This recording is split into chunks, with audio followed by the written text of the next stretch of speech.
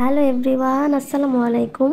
ডিম ভুনা করব, কিন্তু আমি এখানে ভিডিওটি শুরু থেকে নিতে একদম ভুলে গিয়েছিলাম, তো মাঝখান থেকে শুরু করলাম। তো এখানে আমি তেলের মধ্যে পেঁয়াজ বাটা, আদা রসুন বাটা, তেজপাতা, দারচিনি, লবঙ্গ, তারপরে দিয়েছি গরম মশলার একটু গুঁড়া, তারপরে দিয়েছি হলুদের গুঁড়া, ধনিয়ার গুঁড়া, মরিচের গুঁড়া। যেহেতু একটু মরিচ খেতে বেশি পছন্দ করি আমরা, একটু ঝাল ঝাল, তো একটু বেশি করে মরিচের গুঁড়ো দিয়েছি। তারপর একটু ঝোলটা কষিয়ে নিয়েছি। তো এখানে ডিম সিদ্ধ করে রেখেছিলাম, আলু সিদ্ধ করে রেখেছি। তো এখানে আমি প্রথমে আলুগুলো দিয়ে দিয়েছি, তারপর একটু নেড়ে চেড়ে এরপরে ডিমটা দিয়ে দিয়েছি। তারপর ডিমগুলো আর আলুগুলো একসাথে সব মিক্সড করে একটু ভালোভাবে কষিয়ে নিব। ওদিকে ধনেপাতা কুচি করে রেখেছি, লাস্টে একটু ধনেপাতা দেবো। তো তারপরে আমি এখানে ভালোভাবে সব কিছু একটু মিক্সড করে নিচ্ছি। আমার কাছে কিন্তু ঝাল ঝাল ডিম ভুনা খেতে খুব ভালো লাগে। আপনাদের কাছে কেমন লাগে? আপনারা হয়তো অনেকে একটু ঝাল কম খান, মানে কম বেশ যে যেরকম পছন্দ করে। আমি সবসময় তরকারিতে লবণ দিতে ভুলে যাই, লাস্টের দিকে আমার মনে পড়ে।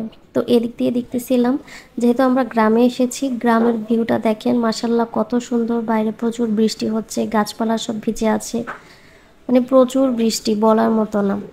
তো ওদিক দিয়ে বাইরের ভিউ দেখছি আর এদিক দিয়ে রান্না করছি।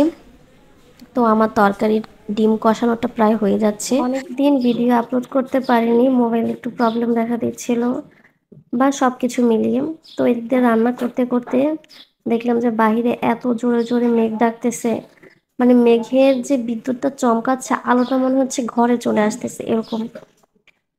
তো আমি আবার একটু পর এখানে উল্টিয়ে দেখলাম যে কষানোটা প্রায় হয়ে গিয়েছে। তো আমি এখানে কিছুটা পানি দিয়ে দিয়েছি। এমন টাইমে কারেন্ট চলে গিয়েছে, তো আমি আবার টর্চের আলো দিয়ে ভালো করে দেখতেছি। তো এইদিকে আমি কড়াইয়ের মধ্যে তেল গরম করে এখানে কিছুটা রসুন কুচি দিয়ে দিয়েছি। আমরা তরকারি রান্নার শেষে একটু রসুন কুচি করে একটু, মানে যেটাকে বাগার বলে আর কি, তরকারিতে দেই। অনেকে এটা দেয়, অনেকে এটা পছন্দ করে না, মানে যে যেরকমটা খেতে পছন্দ করে। রসুনটা একটু লাল লাল করে ভেজে আসলে তারপরে তেল সহ রসুনগুলো আমি তরকারিতে দিয়ে দেব। তো এই তো এখানে আমি তরকারির মধ্যে রসুনের ফোড়নটা দিয়ে দিচ্ছি। এটা দিলে মনে হয় যে তরকারিতে একটা অন্য রকমের স্বাদ আসে, আর তরকারির কালারটাও দেখতে ভালো লাগে। এই তো আমার রান্না প্রায় শেষ। এই তো এখানে আমার তরকারির ফাইনাল লুক। মাসাল্লাহ দেখতে যেমন ভালো হয়েছে, রান্নাটা খেতেও কিন্তু খুব ভালো হয়েছে।